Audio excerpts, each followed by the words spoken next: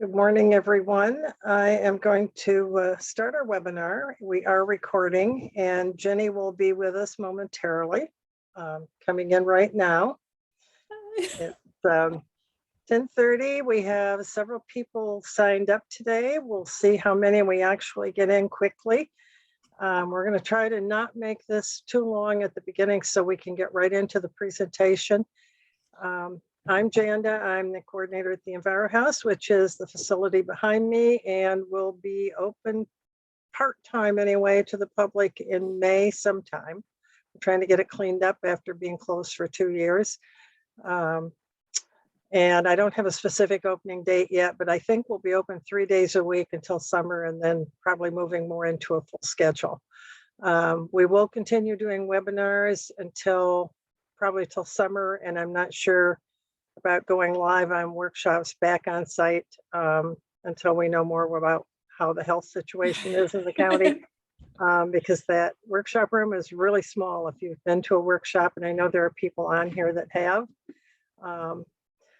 so I don't want you all to have to be elbow to elbow if it's not healthy out there.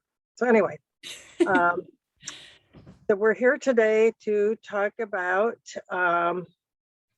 spring gardens, and I just sent a welcome, only I sent it to Jenny, I think, so I'll redo that.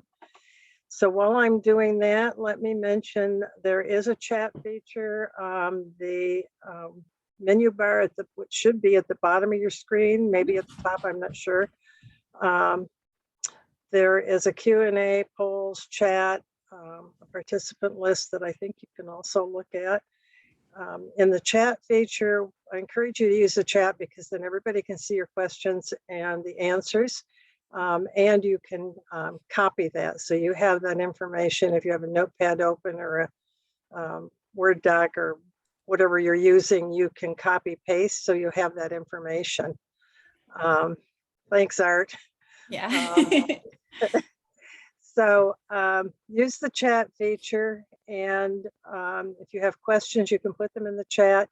If we don't have a full group on here, we've got almost 60 registered. So if we don't have a full group by the end, and if we have questions you want to ask live, we'll try to do a Q&A and let you raise your hand, but that'll depend on how much time we have. And I buried my little list of notes here. So Jenny is Jenny Call. She's been with us several times doing our garden and chicken and fruit tree and sharing all her expertise as a local farm girl. And she'll tell you more about that. Jenny is representing Gardensphere today. A couple of quick announcements I wanted to make. Spring workshops are not online yet. We've had so many things going on at work trying to figure out when we're coming back that hasn't gotten done, but I'll put those up early next week. They will also get up and possibly be available sooner on the the EnviroNews listserv, which is managed by Citizens for a Healthy Bay. And I will put that link in the chat. It's also in our reference list at the end of this webinar. I encourage, if you don't have an objection to listserv, it's all nonprofits or local governments or agencies like DOE. It's environmental news. They list items on, well, like the workshops and the webinars are always up on there. Pierce County puts their workshops up there. There's programs and events and activities. The South Sound Sustainability Expo will be promoted on there, and that is happening again this year, physically outside. That will be April 16th, and it'll be on the Prairie Line Trail at UWT. A long stretch with booths all the way down, tables and booths, and they will have food trucks. They'll have music, they're having all kinds of activities. So it will be all outside April 16th.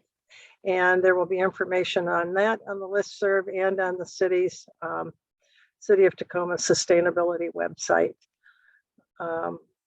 So I will put that in. And then in case I don't get a chance to say this at the end, if you have a tree coupon that you applied for through Tacoma Urban Forestry or TPU, it's use it or lose it, folks, because that expires March 31st. So if you have one, use it now. There are 7 participating nurseries. You can find out more at cityoftacoma.org/trees, I think, and mytpu.org/tree coupon, I believe, are those links. You can also find information on planting and that kind of thing there too. So I'll answer questions on that later if you have any, but it's too late to get one now. The program will start again in the fall, presumably, but if you do have the coupon, use it. Oh, Mike just put a note in the chat. He's on this call, cityoftacoma.org/tree coupons. So lots of good information on that website. So with that, let's I'll launch the first poll and let Jenny introduce herself, and you can perhaps answer that on how you heard about us. And Jenny can tell you about her vast farming experience and her chickens and her ducks and Harold the goose. And okay. Yeah. So Jenny, go ahead. Yeah, well, welcome to our gardening workshop webinar. And yeah, I am Jenny Call, and I am with Garden Sphere, and I am from Pierce County. I was born at TG and raised in Fife when it was all farmland. So, you know, it's really lovely still being able to farm and do agriculture, sustainable agriculture here in the county. I have a sustainable agriculture degree, as well as I'm a teaching certificate. So I also teach. I teach in an elementary school setting, and I'm doing a lot of sustainable growing and introduction to growing vegetables and things like that there at the school that I work at. So I love doing this stuff. I think it's really fun and interesting. Also, there's a lot of science behind how gardening and being a part of that really can lessen stress and anxiety and things like that. So it's a pretty awesome process with gardening and all of that. And I'm really glad all of you are here today. I am thrilled.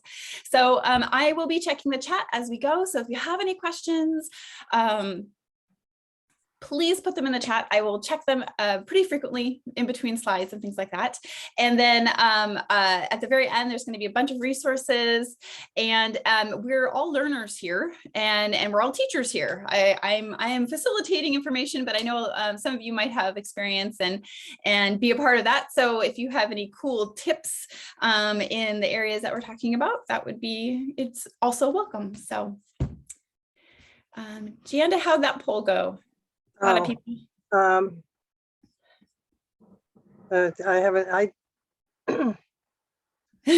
didn't. Okay. That's okay. Mike, I didn't intentionally unmute you, so maybe it's on your end. But I'm not expecting you to speak, so I will try to figure out how to do that, to mute that, and I will. Jenny, I think you can do that because you're a co-host. No? Okay, well, I'll do that while you look at the poll. Let me end this poll. Okay. And then you can share the results. Sure. Oh, a lot of Facebook event or ad.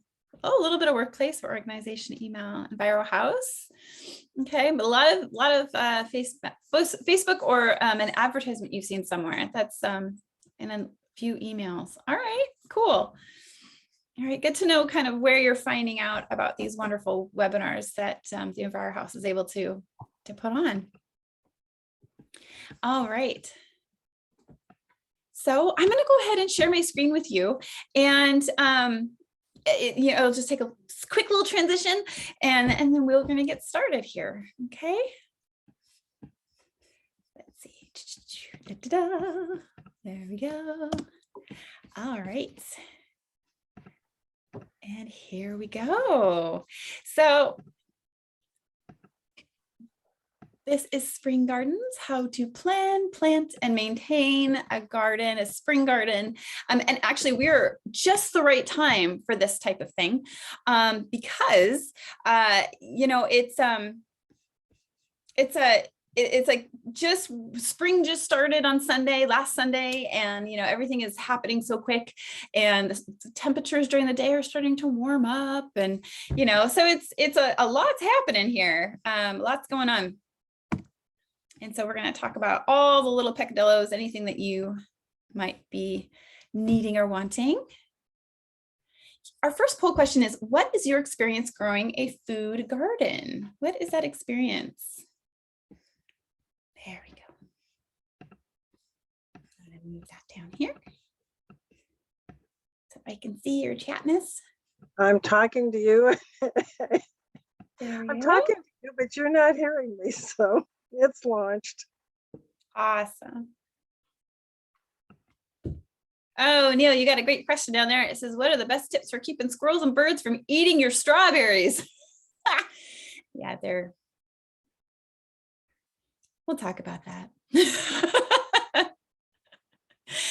If you can, in the chat, make sure that you change your chat to option to everyone, so that everyone can see your question. That would be I think you used awesome. the 3 ellipses, at least on mine. It has what looks like a page and a smiley face, and then 3 ellipses. And if you click on that, you should see a little menu or maybe it's under the 2 that you can see. So we've got about Change that to 90% everyone participating. All right. And if you're calling in, before I get off here and let Jenny carry forth, if you're watching this on your phone or you're calling in and you can't answer questions or use the chat, if you need information, just send me an email at ehouse@cityoftacoma.org, and that will be in the last page as well.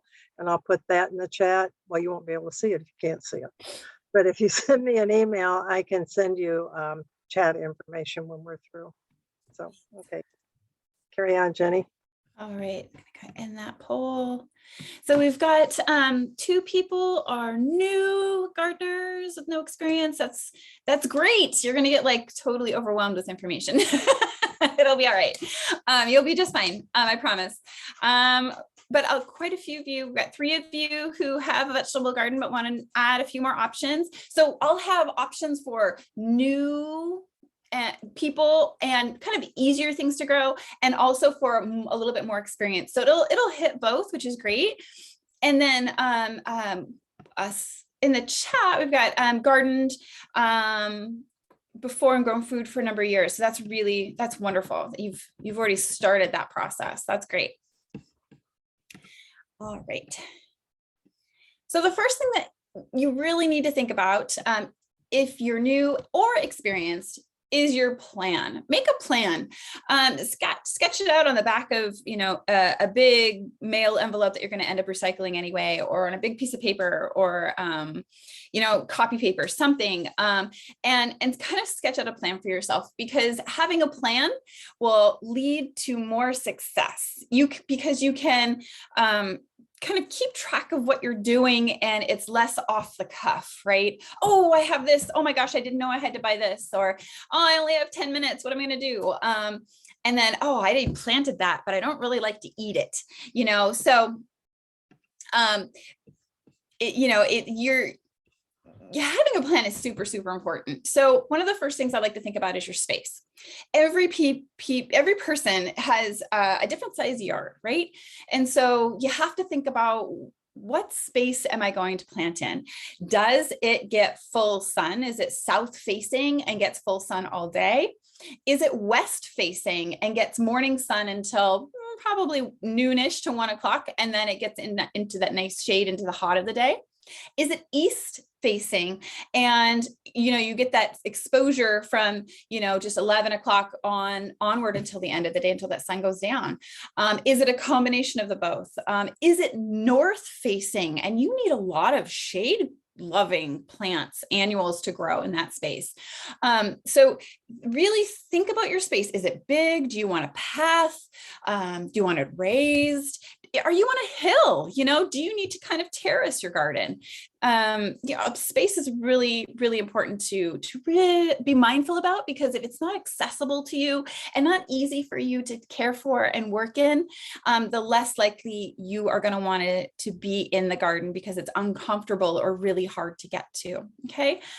Tools. So you're definitely going to need a hand cultivator. It's that 3-pronged tool. We'll talk a lot about tools. And you're going to need a shovel of some sort.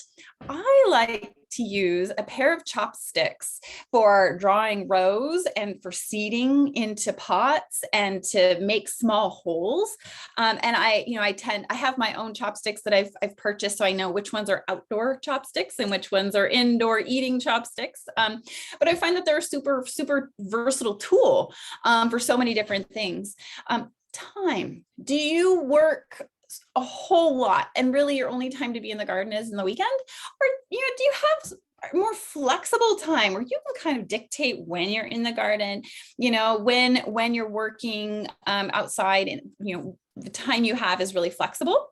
So time will also determine what kind of plants you're going to plant, because there are some more time intensive and some less intensive. So think about that. And then cost, are you able to source seeds or plants very cheaply from a friend or from the seed library? Or do you have a little bit of a extra money to get starts? Or do you want to get seeds, which are, when you think about it, they are more cost effective, but they do take a little bit more time up front. And then think about your favorite foods. Who wants to plant something that they don't want to eat? You think, oh gosh, I'm going to plant Swiss chard, but then you eat it and you're like, I really don't like Swiss chard. So, try to plant things that you're going to want to eat. Now, Swiss chard is kind of cool because maybe someone else likes to eat it. Also, it's very decorative. It's really, really pretty. So maybe there's a win there somewhere. You can find one, but yeah, so these are the top 5. So these are the big 5. So space, tools, time, cost, and your favorite foods. Really think those through. Make that plan solid. I'm going to check the chat real quick. All right, we're doing good. All right, here we go. Here is the second poll question. So what seems to be your biggest obstacle? All of those things, of all 5 of those things, is it going to be space? Is it going to be time? Is it going to be, you have soil quality? Maybe you don't know how to rehab your soil, or you're unsure if it needs any rehabilitation. Sunlight, maybe that's an issue. Cost, just the fact that it does cost some money upfront to get started having a garden, or tools. You're like, I just don't have any tools. There is the Tacoma Tool Library, which is wonderful. So if you become a member there, you can check out tools when you need them. It's pretty awesome. And they have a whole online tool checkout system, and it's really cool. So it looks like time seems to be number 1. Yeah. Space. Okay. Space. I'm going to end the poll. Sounds good. If everybody's answered that wants to, we still have a couple in there that haven't. So I'm not sure if that means you're calling in and can't, but all right. And we'll that go ahead and. All right, here we go. Sharing results. So we've got, this is great. So someone said in the chat, so I'm going to take a peek in there. It really starts out great, and then the plants just sort of peter out. Maybe it's a soil or fertilization issue. Could be. Yeah, absolutely. It could be. Could be water, not enough or too much. That can be as well. Watering is like one of the biggest number 1 issues with plants typically, that we. Yeah. So I totally get it. It could be fertilization, and there are ways to test for that, and so we can talk about that. All right. There you go. So when you're thinking about your space, So you can go a couple different ways, right? So you can do raised beds. You can do it directly into the ground. Okay. So raised beds, some cool things about raised beds is that you have increased drainage. Like you're going to have double the depth for, say, if you're growing carrots or radishes or turnips or parsnips, you know, you've got a lot of drainage there. It's not going to be super compact soil, but the raised bed can be fit to your space.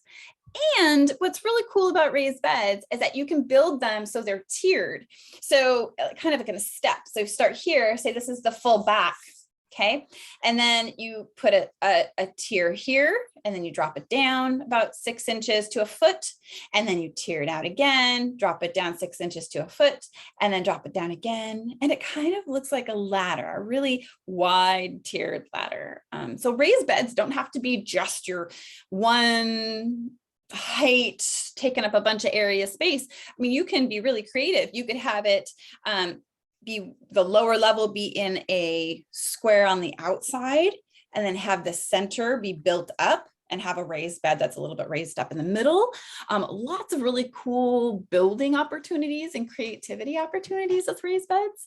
Super easy maintenance. Okay, so you know, you're pulling out the weeds. If there's not enough soil in the bed, you throw in some compost, you throw a little raised bed mix, and you're good to go. You know, weeding is fairly easy. If you're putting straw as your mulch on top of the raised bed, you might have some issues because the straw generally has seed in it. And so you are going to get some grass, and you're going to have to make sure to weed that out fairly quickly. But super, super low maintenance. Again, the size is going to variable. Like the size is going to be for the size of your place, right? Not a big deal. You can fit it anywhere you want. You could even make circular beds, you know. And when you think about raised beds, you can think patios. If you have a patio, maybe you don't have a yard at all, but you have this beautiful deck, right? You have this little outdoor space that it's south facing, you have a lot of light. Put it in pots. You know, you can put them in long pots, big, tall pots. You can have things that can hang off that deck railing, you know, I mean, lots of ways to grow food. Also, raised beds and anything that's in a pot or in a movable type of enclosure, you can move it. You can move it everywhere you want. Say you want to move the bed, you're like, oh man, this just doesn't get enough sun. You know, I really want to grow peppers, and it doesn't get 10 hours of sun here. And so I know that this corner of my yard gets 10 hours of sun, and I have to move my raised bed there. And maybe you only can have this one raised bed because of the space, right? So you could just unscrew it, move the wood, move the soil, probably have to add some more soil in there, but now you've got this really lovely soil you kind of spread around. It's movable, kind of a nice option for you. Or if you're renting, you can take all the building materials, take it with you, move it to your next space, right? Kind of makes it nice. Now, if you're in a more permanent position and you have a little bit more space, in-ground does make more sense, because overall, it'll be less cost because you're not having to purchase the building materials to do it. It is permanent, but you can put a ground cover over it, start another section, come back to it, do a nice rotation, okay, in the ground. Also, you're building up microorganisms in the soil, and those microorganisms are super beneficial for all of our plants. So they attach, the mycelia attach to the root systems, and it's this beautiful relationship they have with the root systems in the plant. So you get a lot of strong growing, like when you grow directly into the soil. Amending, you might have to amend. Here in the Pacific Northwest, we're pretty acidic soil. So, you know, a lot of annuals are going to want to up that and have it a little bit more alkaline or base. Okay, so you're going to want to get it up to probably a 7. And so you're going to have to add some fertilizer, compost, various nutrients to that.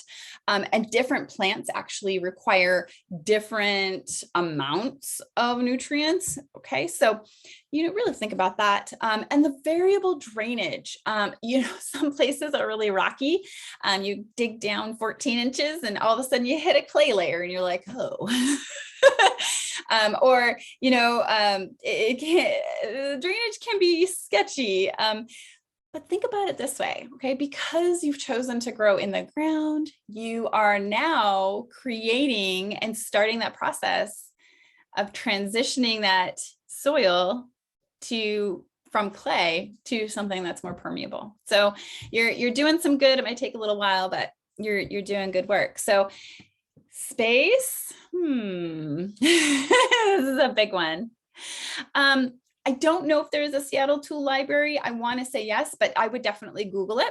I just added that to the chat. Yeah. There are 3.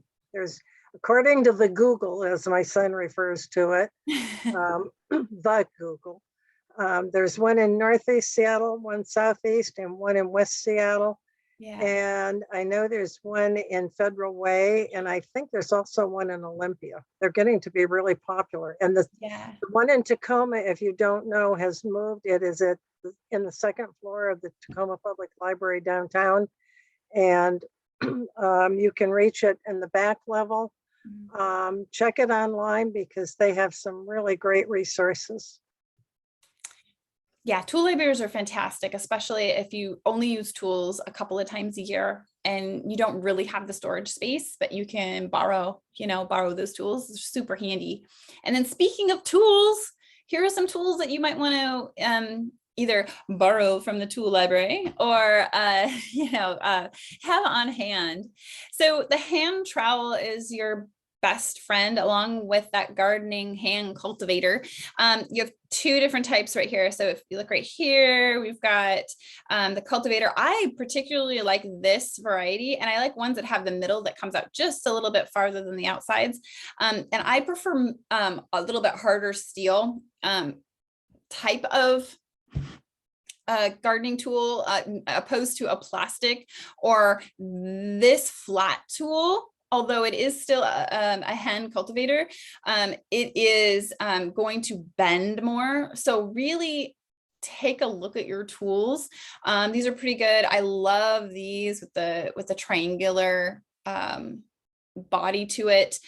We have some clippers here, some shears, and then we have a hand pruner here that's super handy, like way handy in so many situations. This is a handsaw, so that works really great. You are going to want to invest in a couple of buckets, at least 2 buckets. And I say this because you're going to be weeding, you're going to be harvesting, you're going to maybe be cutting back material depending on what you're planting. And so having at least 2 buckets will be really good for you. As far as like having to move things to your yard waste bin if you are doing weeds. When you do weed though, just quick note, make sure when you're pulling the weeds, you're pulling at the base of the plant to get all of the roots of that weed. If you don't pull them out the first time, use your 3-prong hand cultivator and get those roots out. Try to get the soil off of the roots, then put them in the yard waste bin, because we don't want to put soil in dirt. It gets really heavy.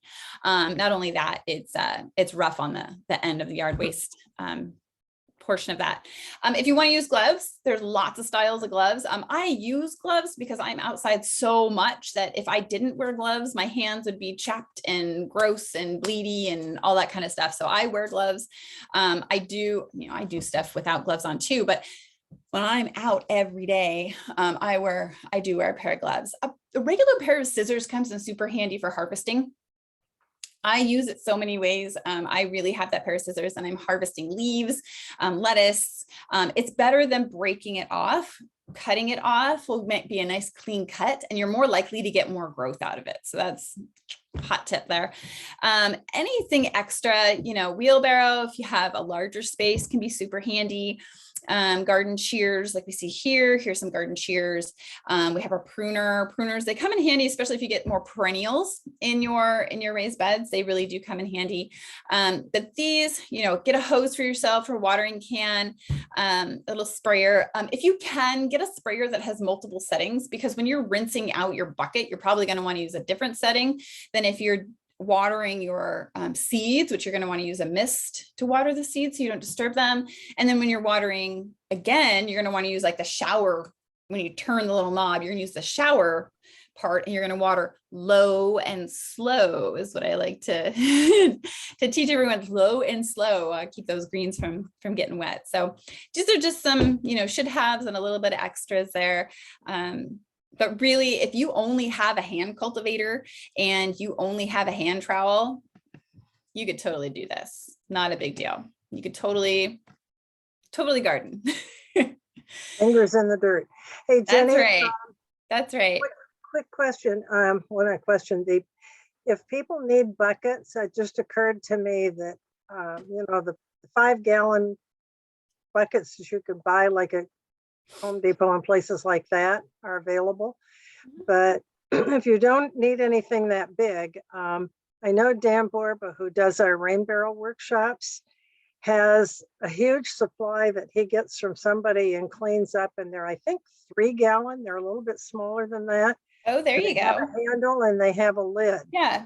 And he sells those really cheaply. I think they're like $2.50 a piece or something. So if you're interested in that, let me know, and I'll look it up and put Dan's contact information in the chat. But that's a place where you can get, call him and get buckets from him.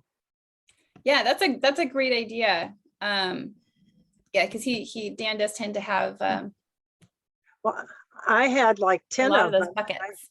I had, I think, 10 of them, and then I ended up giving half of them away. But Yeah. I used them for collecting weeds, picking apples, just doing really all kinds of multi-purpose things, carrying house plants out to clean or whatever.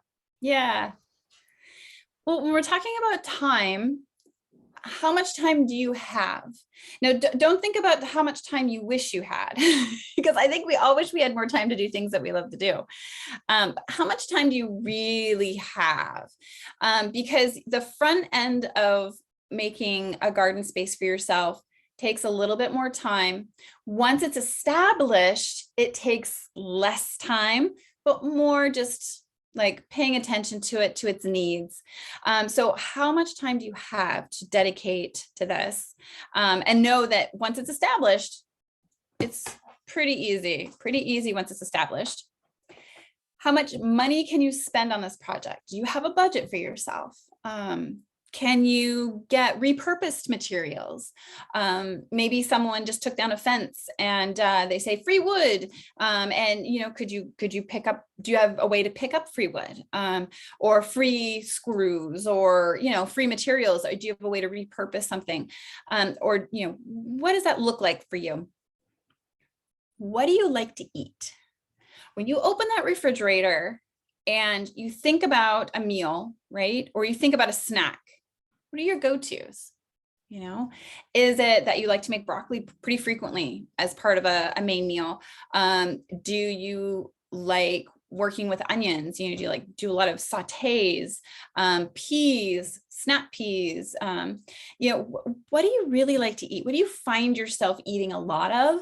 That's what you're going to want to try to do, because then you're getting it fresh from your yard and it's something you're already eating. You could also think about what you wish you were eating, because maybe if you're growing it, you might be more likely to eat it because you have invested this time and money into developing and growing this wonderful plant, and then maybe that sets you up for success for eating more of a plant or a type of vegetable or fruit that you don't eat very normally in your everyday life. So just some questions to think about as you're going through this process. Here's this another poll question for you. How confident do you feel about soil amendments? And soil in general, how confident do you feel?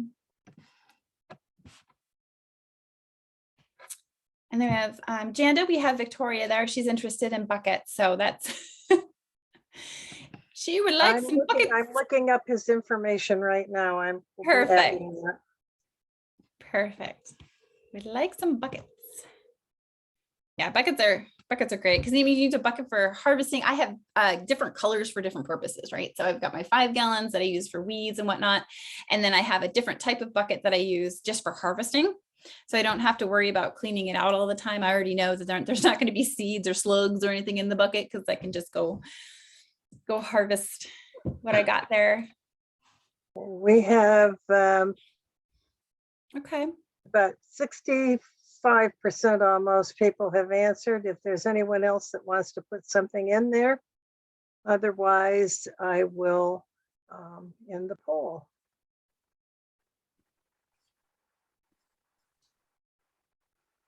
And I shared, can you see the results, Jenny?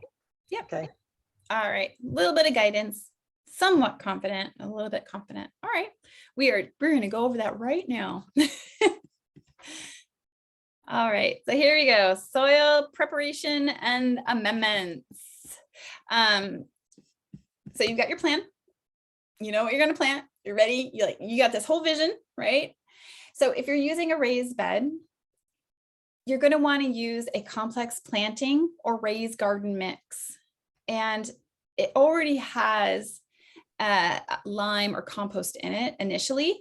And so you're great. But you're going to want to put it into your raised bed about 2 to 3 weeks before you're going to plant into it, because you want it to settle down. Okay, so there's a lot of air and it gets all poofy and full of air. And once you put it in there, the first time you put it in there, it's really light and airy. And you really do want to let it settle, because then you can see how much more that you might need to top off your bed. And you don't want it to go all the way to that. It's like, here's my edge of my bed. You don't want it to go right to the edge. You're going to leave, 3 to 4 inches from the top. And so you want to let it to settle, put anything in that you need to top off the bed, lightly cultivate it, kind of break up some things. You might see some if there's compost in there, you're going to see a couple little balls of compost. Break those up, loosen it all up, and go ahead and then you can go ahead and plant. Alternatively, you could plant and then add a mulch or an amendment on, add more soil to where you planted your seeds. And then additionally add mulch on top of that. I see that we have, where is that? Nope, not there. Sorry about that. I saw someone had raised their hand and then took it back down. Yeah, can you go ahead and put it in the chat? That would be awesome. Go ahead and put your questions in the chat. That would be great. It's more accessible. And that way, if it's a question that's for everybody, then everybody can get an answer to the question. Okay, I'm not quite sure why the poll keeps popping up there. So again, if you have a raised bed, you're going to start with a complex planting mix or a raised garden mix. Okay. If it is in the ground, you're going to pull out all the grass and the unwanted plant matter. Now, I don't really call weeds because weeds are plants that they are growing where you don't want them, right? So I call it our unwanted plant matter, because sometimes you want those certain things inside there in your bed or in your ground. So you're going to loosen that soil up. You're going to add compost. You might want to add some garden lime to it. You're going to have maybe a complex fertilizer. And if you do use a complex fertilizer, you're going to want a garden fertilizer. You're going to want to use it in a granular form, not a liquid form. Liquid form is just going to go right through. We get a lot of rain and a lot of water. It's going to wash all the way through. So you're going to want to make sure it's in a granular form. Mix it all really well. Let it settle for a week or two. Get less waiting time in the ground. And then you're going to just, right before, you're just going to loosen the soil where you're planting. Okay. And then plant in what you need. I'm going to check the chat really quick. If you are going to use chicken manure, please make sure that it is cured first. Now, chickens are omnivores, which means they eat bugs, insects, I have a chicken in the past who has eaten mice, but they also eat vegetation. And so you're going to have to let that cure in the bedding for at least 4 months to 6 months so it won't burn your the root systems. Okay. Mushroom compost is fantastic. Any kind of compost is going to be great. I like worm castings, things like that. Really good. Excellent. And here are some of those products. So this is the worm grow, or these are worm castings. Now, if you want to take your hand at composting and you doing vermiculture, there are lots of ways to get started on that, and you can make your own worm compost, and it's not hot, so it's not going to burn the root systems, burn your plants, and so you can add that directly as an amendment right on top of the garden beds as a mulch if you wanted to, a mulchy composty stuff. We've got some garden lime there. It raises the pH of your soil to be less acidic. Planting mix, good stuff. The raised garden bed mix. You can add planting mix to your ground garden area if you need to. If you are really clayey, add a little bit of that planting mix, add some Harvest Supreme. Harvest Supreme might have too much wood material in it for the ground gardening. So then maybe you go with another type of compost. The mushroom compost is fantastic for that. And the worm castings. For the raised bed though, that is a 3 cubic compressed cube. And that will cover, that covers a really good area, and it's really tightly compressed. So when you put that into your raised bed, you're going to kind of have to loosen it up, get the air going in there, move it around. But all of these are OMRI certified. That means it's Organic Materials Review Institute approved. And OMRI certified products are products that also on USDA organic growing operations use those as well. So they're the best of the best. Any of the OMRI certified products work fantastic, and they are not going to have anything that's going to be detrimental to pollinators, to the planet, or to you overall, right? So these are some great products. There's some Tagro potting soil. Tagro potting soil is great.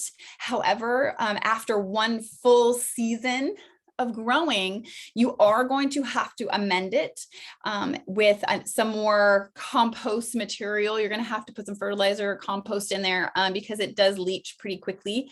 And in a raised bed, I found it also tends to be a little bit more on the sandy side. So it might need more bulk, okay, some more compost in there to make it so it'll break down more and hold nutrients a little bit better. Looks like, vermiculture is fantastic. It's another topic, but it is super awesome. I'm glad you just started. Vermiculture is fantastic because you're making your own compost, you use it right away. We have a huge operation with that here at my place. We use it all the time. We use it inside of our growing starter pots and things like that. When I'm doing my starts, we use that.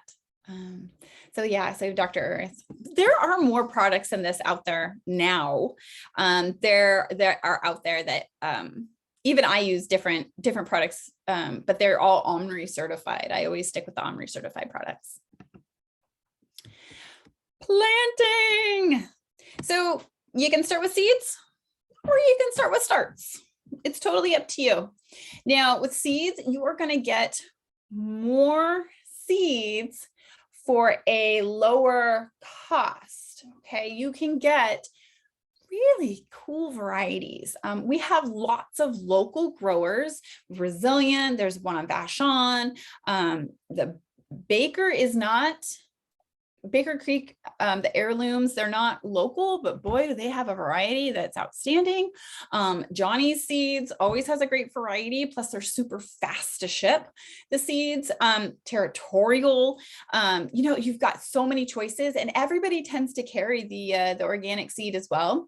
So that's awesome. That's like the best part about seeds.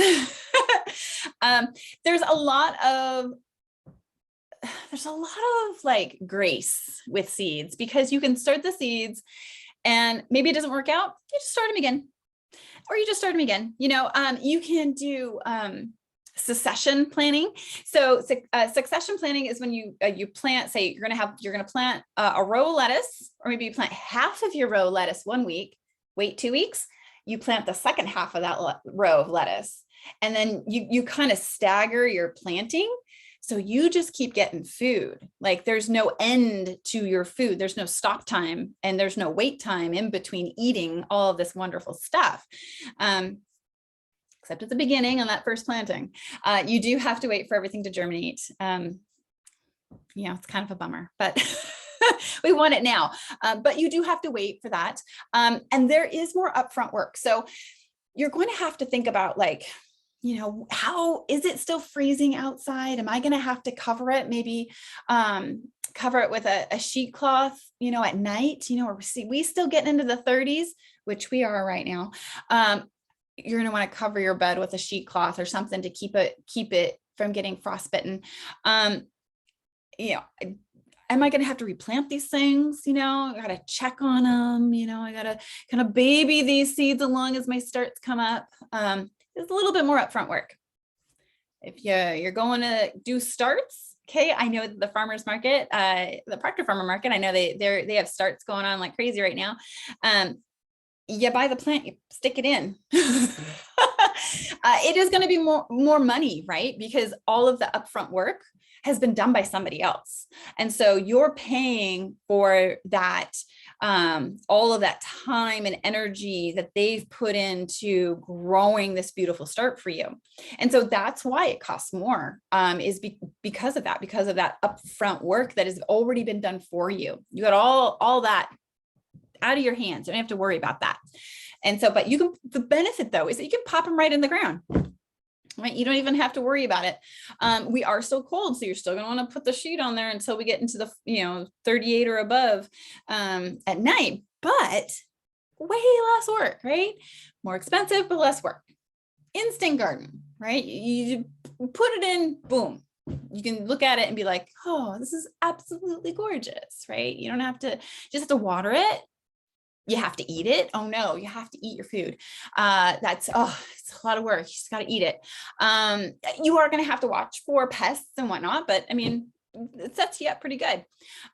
Less choices though. You're not going to get the strange radishes, the black radishes. You're not going to get the weird lettuces, there's one lettuce that I really like. It's called a Tom Thumb, and you can't buy it anywhere. You got to plant it by seed, but it's adorable. It's a little butterhead and it only gets about that big and it's adorable, but I can only grow it from seed myself, right? Can't go buy that. So there are trade-offs, but it's cool. You go with what you can do. If you have time and money is a thing for you, it's a drawback. Go for the seeds. Take your hand at it. Okay, I'm going to be going over some easy things to grow and some a little bit less easy things to grow too. I'm going to check that chat real quick. All right.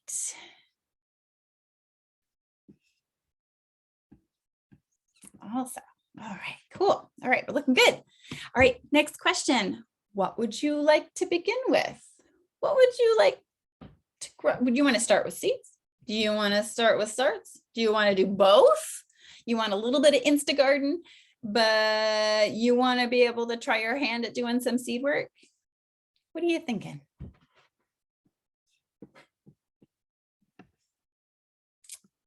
I got to tell you, seeds are really not as hard as they seem.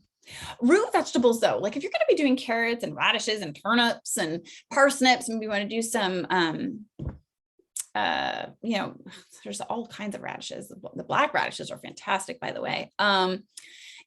So many root vegetables. If you want to do those, you got to do those by seed, right? Onions you can do by seed. Scallions, the green onions, you can do those by seed, and then you can let them keep going. And then they stay in the same spot year after year. I have one out in the yard right now. It's been going for 4 years. It just keeps reseeding itself all by itself. So some of these, you may have to start from seed, but you can keep it going and going and going. Okay, we have a little less than half that have answered, so I'll leave this Okay, up for a second. Let a couple more people answer maybe. great. And you might mention, Jenny, when you were at the EnviroHouse with me, the garden beds there that haven't been managed for 2 years that are terribly overgrown that I'm hoping we're going to get cleaned up by the time we open. Jenny discovered some mustard plant and some kale, and I think there was something else that was coming up beneath the weeds, and the rhubarb is coming back too. Yes, yeah. So things had just reseeded themselves. And so Uh, I was like, Janet, there's mustard here. And like, I mean, like taking little bits off to make sure I was, eating the right thing. And it was really cool. So some of these things will stick around for you, which is pretty cool. I ended the poll. I think that's Yeah. probably all that are going to Yeah. answer. So. That's all right. So both is pretty good. All right. So we have the results. Yes, I put yes. So we most who responded were doing both seeds and starts. So best vegetables to plant. So I made a beginner's list and I made a not beginner's list. Okay, because I know there's a lot of information out there, and the realistically, these are the things when I thought, okay, what can someone who's never grown things before do? And it's really hard to fail. Like they're pretty successful most of the time, even if they're neglected a little, like they can totally do this. And so what I thought about radishes, one, you can get radishes that you can eat. You plant them and 25 days later, eat them. Okay. So they are quick and, they are really, really hard to kill. They're probably one of the easiest things to grow, radishes, and there are tons of varieties, like a bajillion. One of my favorites are the breakfast radishes. They look kind of cool. They're red on top and they got a little white nub on the bottom. They're a little bit on the longer side. They're like long like this, not circular. And they grow really well and they're tasty. They're tasty. They're not too spicy. Okay. And again, I said black radishes before. Black radishes are way easy to grow, but they do take about 60 to 70 days till maturity. But they're giant black radishes. And actually you use them not like a traditional radish, but you would cut it up in like a stir fry or something. Oh, they are to die for. Also easy to grow and also a radish.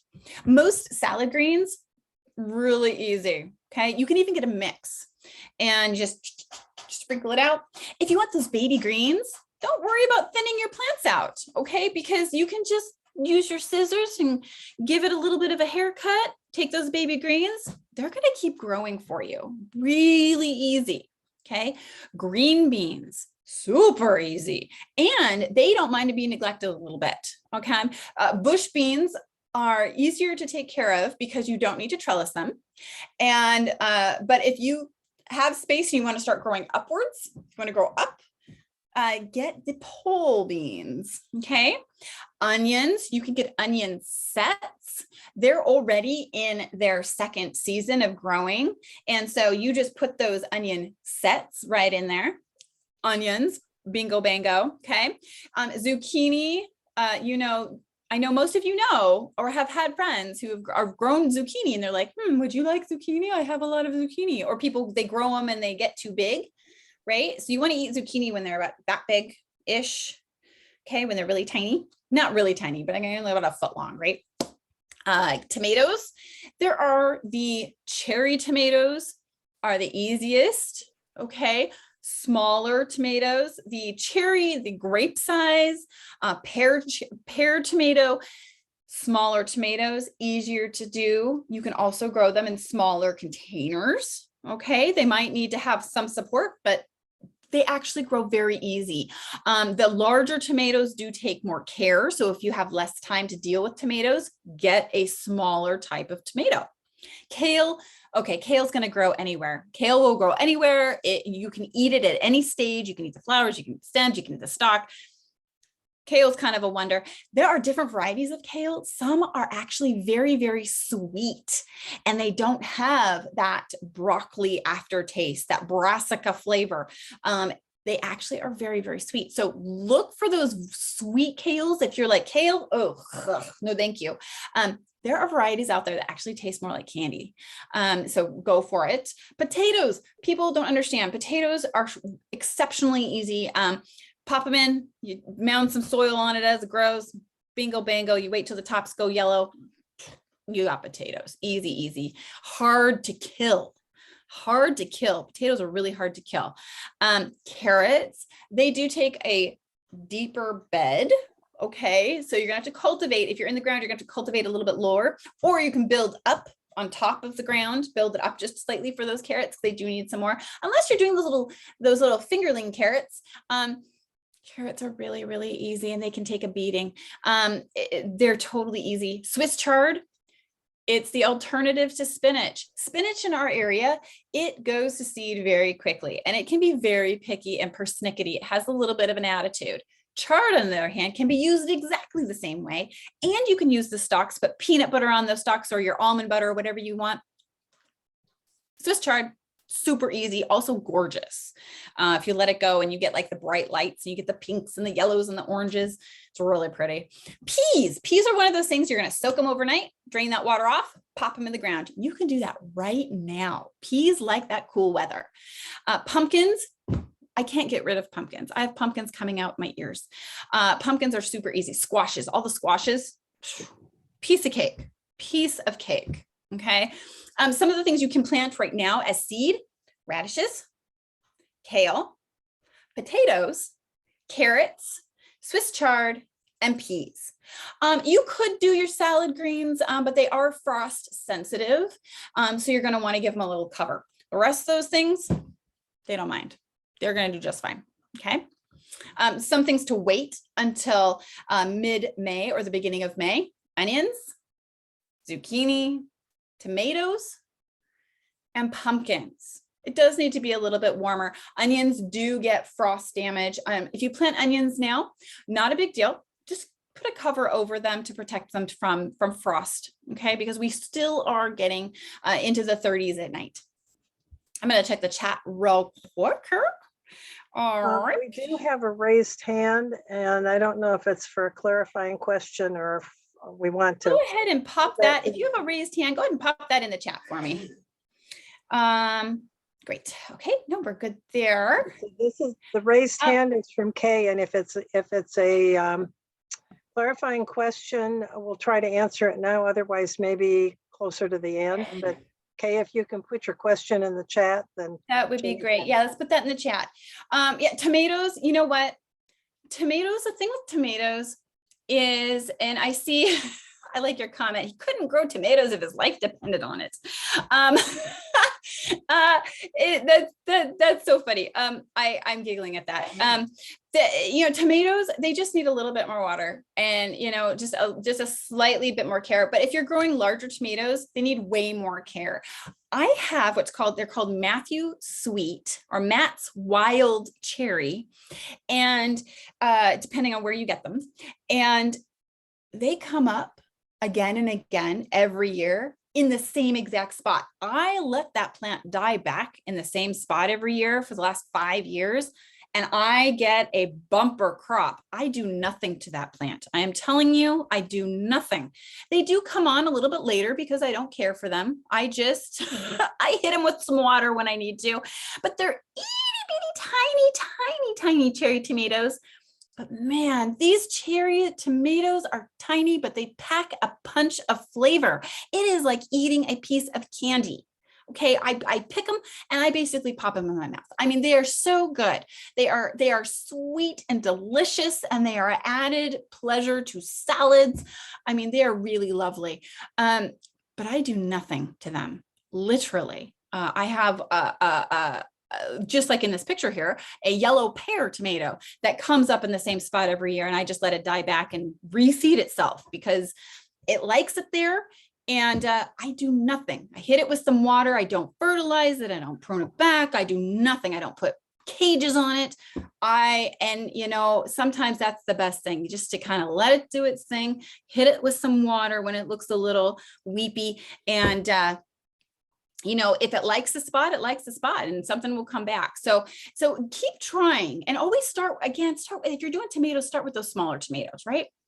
Things that are not beginner plants. Okay. We've got peppers, broccoli, cauliflower, cucumbers, drying beans, which I do, you know, once you get really good, you feel more confident, do some drying beans. You can make your own chilies, right? Make a chili in the wintertime when you're feeling, you know, make a chili, a nice thing with your own beans. It's a good feeling. Summer melons. We have cantaloupes and watermelons we can grow here. Tricky business. Amaranth, Brussels sprouts. Whoa, Brussels sprouts are not a beginner plant because they take forever to come to fruition. Over 100 days for most varieties. So you really got to plan for that one, and you got to have the space. Cabbage. Cabbage is tricky sometimes. You know, it's a hit and miss on that one. If you're unsure, not feeling real confident. Parsnips, rutabagas, eggplant, sweet corn. Now, you wouldn't believe it, but corn, it likes a lot of nutrients. Corn likes to eat. It feeds. So it takes a lot of attention, actually. Those are some of the things not for a beginner. Now, broccoli, cauliflower, the cabbages, Brussels sprouts, you know, they do have longer growing periods, and broccoli especially takes up a lot of space. And it can be very difficult to grow. If it gets broccoli is really finicky, and so is Brussels sprouts. So if their temperature change is extreme, it will not grow and it will not fruit correctly. Okay. It'll either go straight to flower, it'll get too leggy. You really got to watch it. And that's just when you're doing it from seed. Once it's established, if it gets too hot, it'll go to flower. Okay. So they're really persnickety. However, there is a cauliflower out there. It's called Amazing. And I got to tell you, it really is amazing. Beautiful heads. It's the only cauliflower I have grown. Tastes lovely. Easy to grow. It also is at maturity at a very early time. It's about 2 months, 60 days. And then you can eat that cauliflower. And that's when you would plant a few, and then plant 2 weeks later, plant a few more, 2 weeks later, plant a few more, do a succession planting so that you can have cauliflower all summer long. And I have grown that cauliflower in full sun, which is unheard of for a brassica that likes to flower out or is temperamental, and fantastic. Okay, it's called Amazing. It's really good, really good one. Sun golds, yes, sun golds, easy to do. Let me tell you.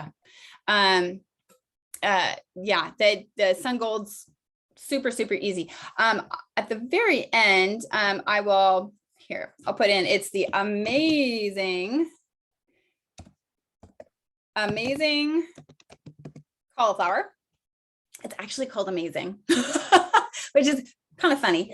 And then the ones to really wait to May, it's zucchini, tomatoes, your pumpkins, any of your Solanaceae.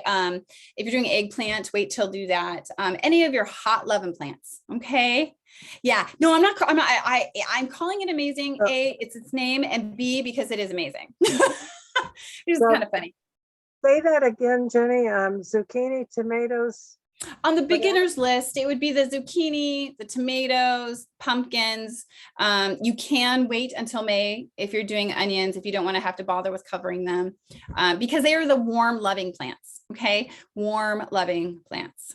They like the heat. So it has to be, 45 degrees at night or better, really. And for around here, beginning of May is when we start getting more consistent temps. So yeah.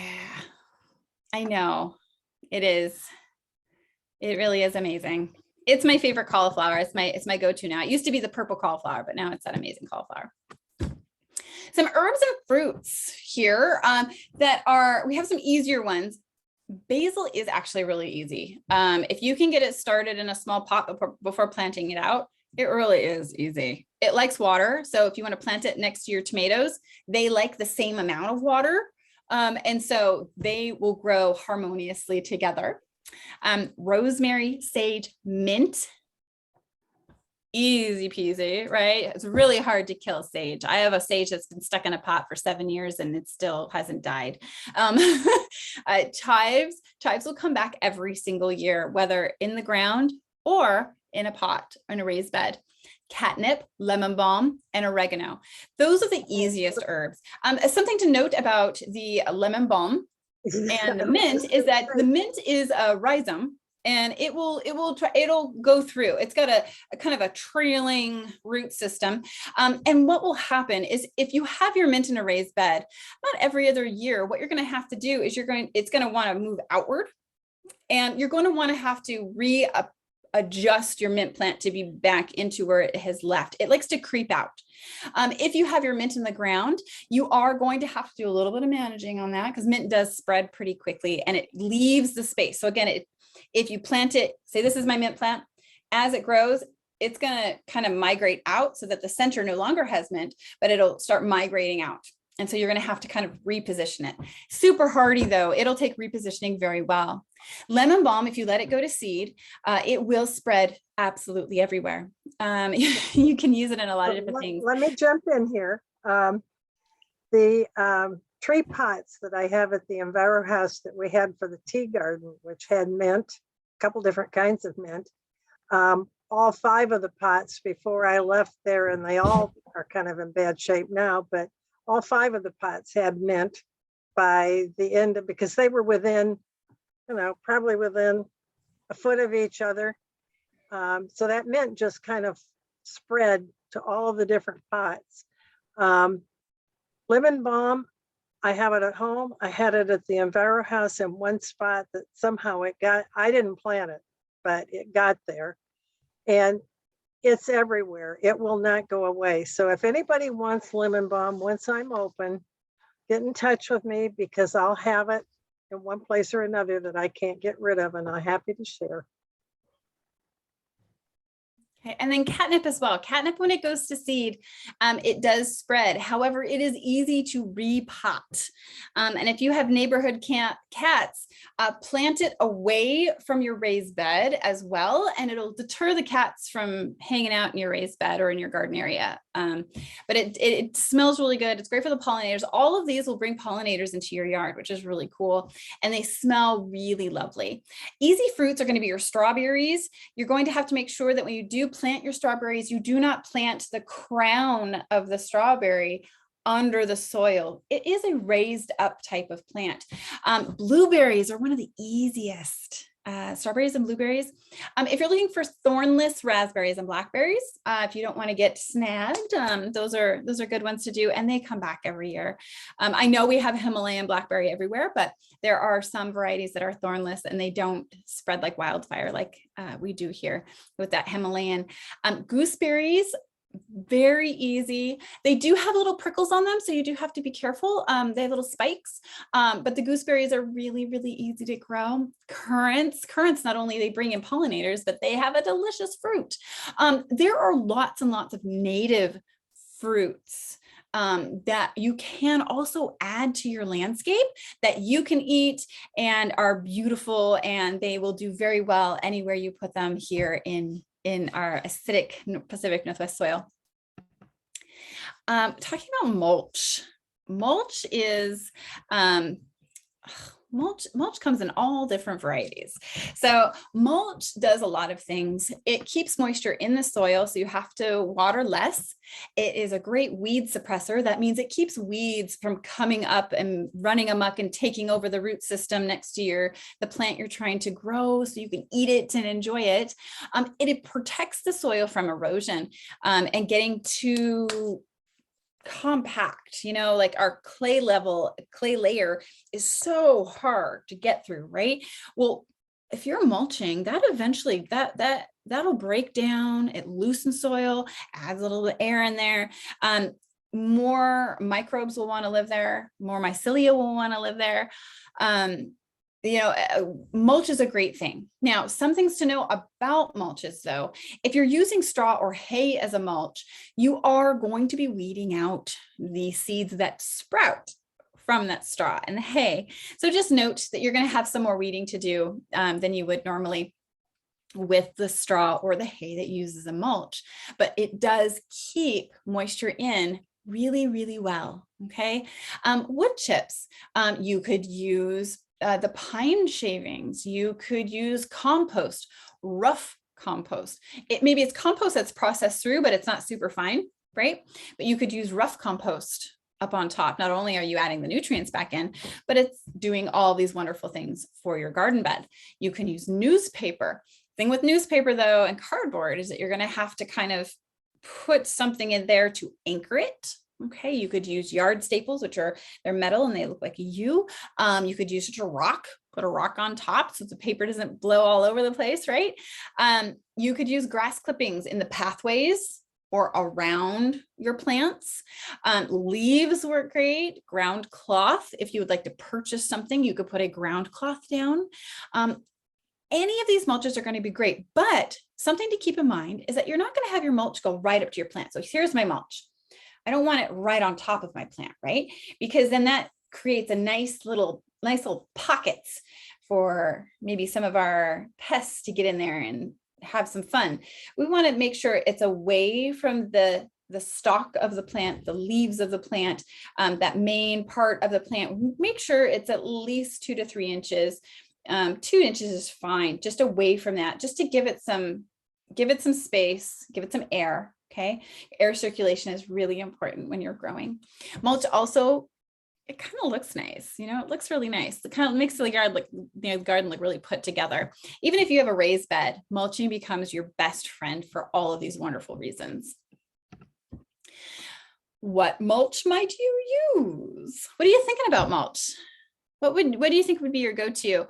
Yeah, if you have the means, you know, getting that ground cloth is really easy because you can put it on and take it off and wrap it up and save it every year. But you know, what do you have on hand? What do you think you're going to use? Some people get the newspaper every day and, you know, then you put them in the recycle when you're done reading it. You can use that out in the garden, right?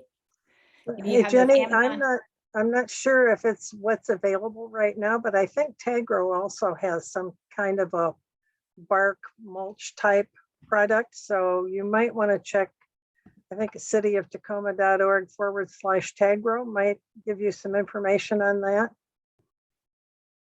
Yeah, it might cost something. Who knows? Yeah, they have, well, yeah, the black bark does cost, but it's really pretty.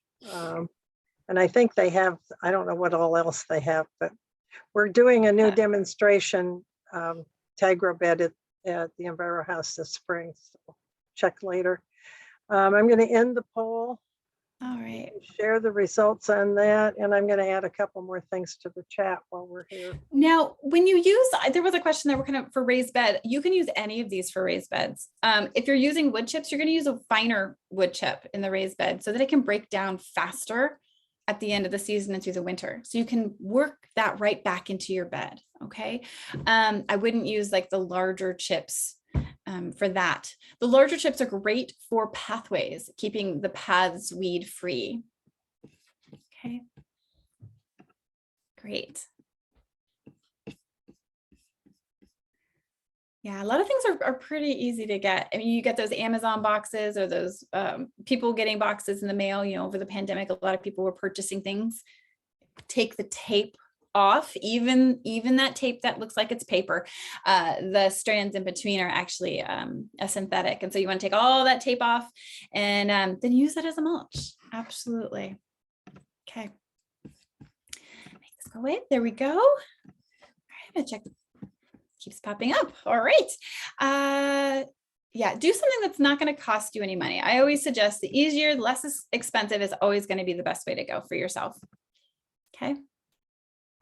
So some last things to keep in mind is that when you're watering, you want to water deep and you don't have to water as long, as often. Okay. So stick your finger in the soil, and normally for a person, it's that first index finger to either their first knuckle or second knuckle, depending on how big your hands are. Okay. If down here it feels dry, give it a good soak. Okay, give it a good soak. Don't just stand there for 30 seconds and then move on to the next thing.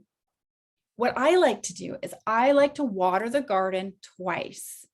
I hit each area, I count to myself 45 seconds at each spot that I'm going to. I come back around, I water all of it one more time. I only water about twice a week in normal conditions, not like it's 95 and higher conditions. Normal conditions, I only water twice a week, roughly. Tomatoes and basil are going to need water a little bit more frequently. I already know that. I keep a watering can ready for them, but everything else twice a week. And it's because I'm watering deep. I want my roots to travel to the water, because if you're watering very shallowly, the roots will also stay shallow because they're only going to grow to where that water level ends. Okay. The deeper those roots are, healthier plant, longer lasting plant, more for you to eat. Okay. And when you're watering, you're going to water at the base of the plants. Okay. And that really is universal. You're not going to water above the base of the plants.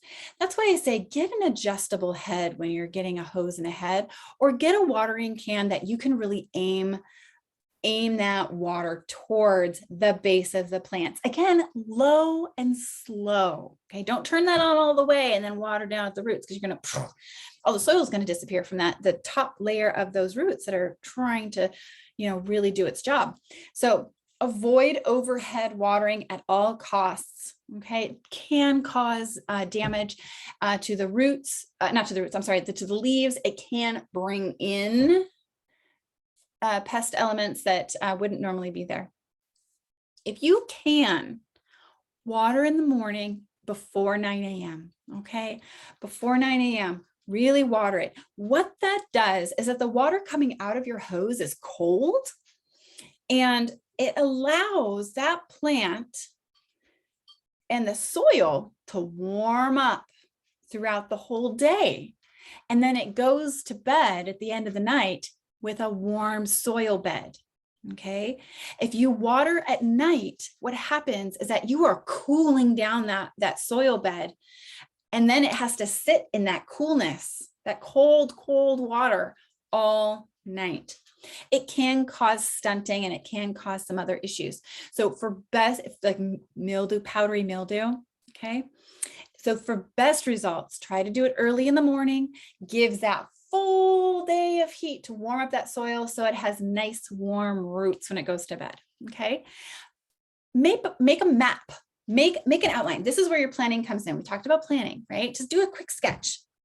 You're going to want to rotate, even in a raised bed, even if you only have one raised bed.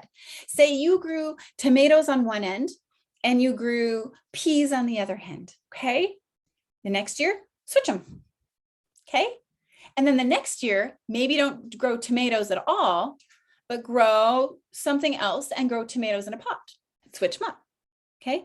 Switch up where you're planting things, because then the pests don't know where they're at, and it takes them longer to find your plants, even in a raised bed. It doesn't seem possible, but it's true. I like to think of it, it's root, fruit, leaf, legume. A legume is a pea or a bean. And the root, obviously, root vegetables, right? And fruit, those are our tomatoes, our corns, our eggplants, our peppers, our squashes, all of those. And our leaf, all our brassicas, and which are the kales, the broccolis, the cabbages, the Swiss chard, all our lettuces, mustards, all of those. Okay, and I rotate them. Okay, so if a root was in one spot one year, okay, then a fruit's going to go there next. And then the third year, a leaf plant is going to go there. Fourth year, a legume. Okay, so I kind of rotate them out, and it really does keep that pest load down. It makes way less work for me as the season goes on. I always recommend marigolds. Okay, it seems like, okay, marigolds, sure. But I got to tell you, the more marigolds I have in the yard, the less aphids I have, the less pests I've got. Lemon balm, lemon verbena keeps pests away. Planting onions with your carrots will keep the rust fly out of there. Lots of things you can do, but try to intermix flowers with your vegetables. And marigolds will definitely keep a lot of pests out of your kale and your brassicas there, your Swiss chards and things. So they're great. It is a way for them to companion plant. That means planting things next to each other that benefit each other. It is also wonderful for pest control. It doesn't do it all, but it does keep it less pests. It becomes great for your pollinators too. So if you have pumpkins, you want to get some pollinating insects in there, plant flowers there too. Okay. Your pollination level will go way up and you'll have more fruit, right? It's pretty cool. If you're thinking about any pest products, neem is for soft bodied pests. Aphids, mites, flies, white flies. White flies are little tiny guys, they're a little white and they're really cute, but they cause a lot of problems. Triple Action Plus is those difficult pests, okay, that you just can't get rid of them and they're having a huge problem and I don't know what to do. Diatomaceous earth, hard shelled pests. Now, remember, if you use something on your plants, the native insects, predators to those pests are not going to be in your garden. Okay, so you're trading one for the other. Okay, so keep that in mind while you're doing it. Try to be very strategic about your treatment, right? If you need to use a product, okay?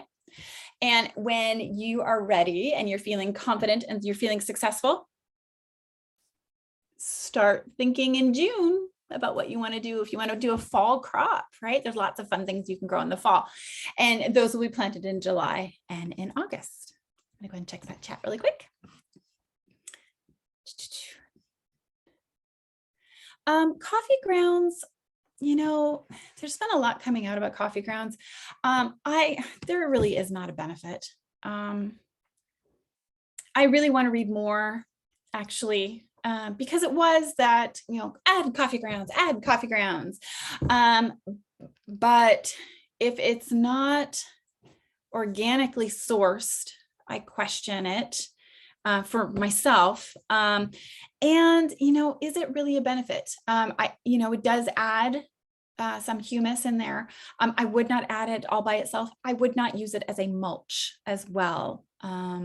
You could put it into your compost and that would be fine, compost it in, work it into your compost. But it's not something that I would necessarily use all by itself. Yeah. And I do need to educate myself more about the use of the coffee grounds now that more has come out about it. Make sure we get any more questions. Okay, we're looking good. All right. And again, everybody at Garden Sphere are very, very knowledgeable and they can help you, really work through any of this process. Everybody is wonderful. Here is a list of resources for you. So we have the EnviroHouse information. We have Janda's email and phone number and address of Garden Sphere. The email there is for the website is .biz. Just mental note there. We are open from 10 a.m. until 6 p.m. Monday through Friday. So, it's Monday all week, 7 days a week, excuse me. 7 days a week, and everybody is there they know everything. We know everything about everything because we are a collective mind. And if someone doesn't know something, another person will. We share a lot of information and we learn from each other every day. So it's pretty cool. Garden Sphere. There are recorded webinars and how-to videos ready if you have any more questions or you want to look back at things. Registering. The spring and summer classes will be online soon. And you can register there at that website there. And the listserv that Janda was talking about, the listserv email is right there as well. The South Sound Sustainable Expo, please come. It is going to be so much fun. I will be there.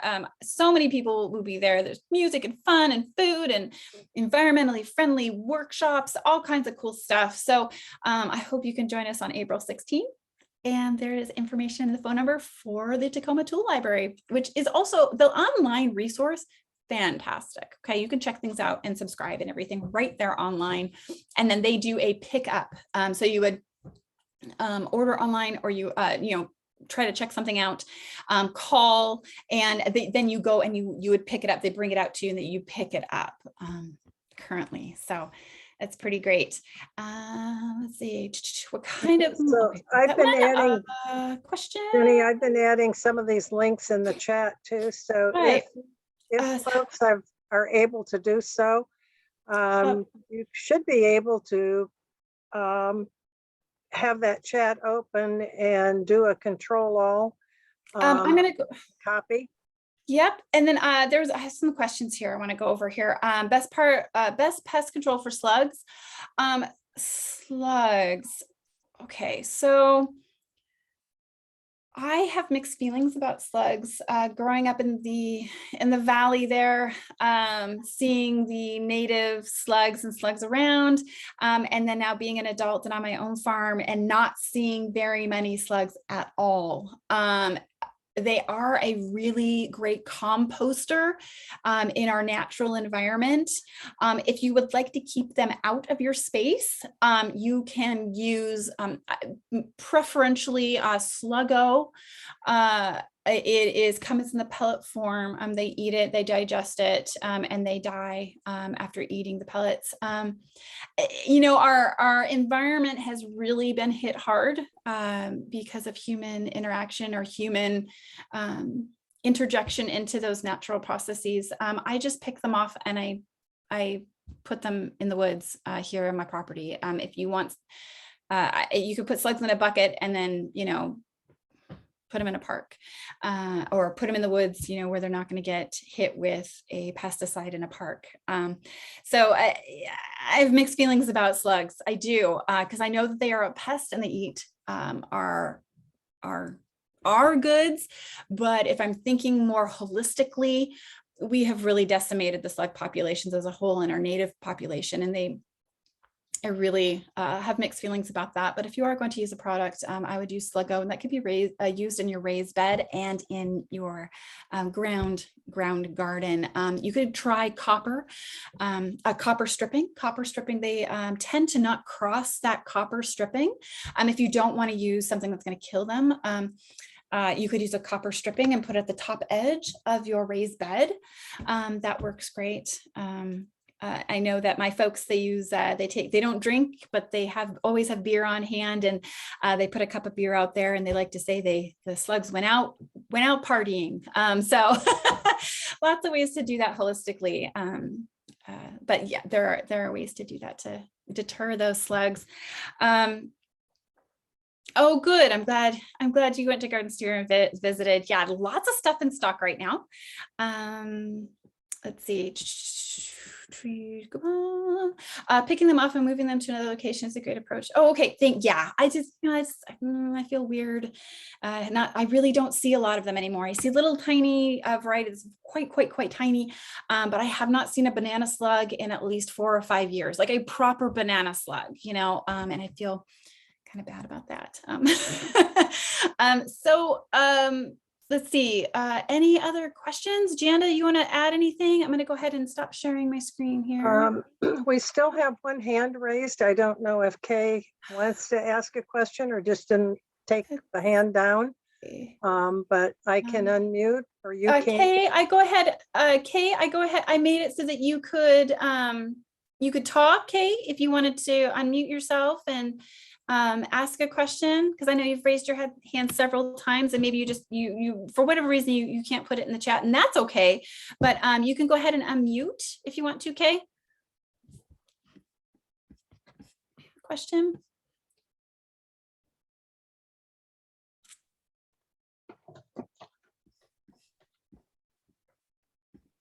Sure. This is showing.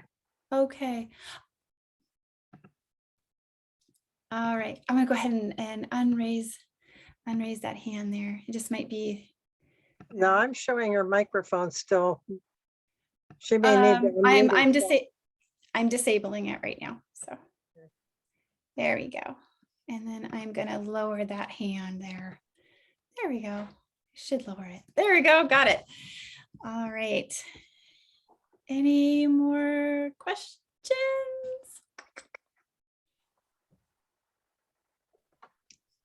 Okay, so if anyone wants me to, I just put this in the chat. If Oh, anyone good, Janda. to send all the chat comments, I will be downloading the report that will have everything in it.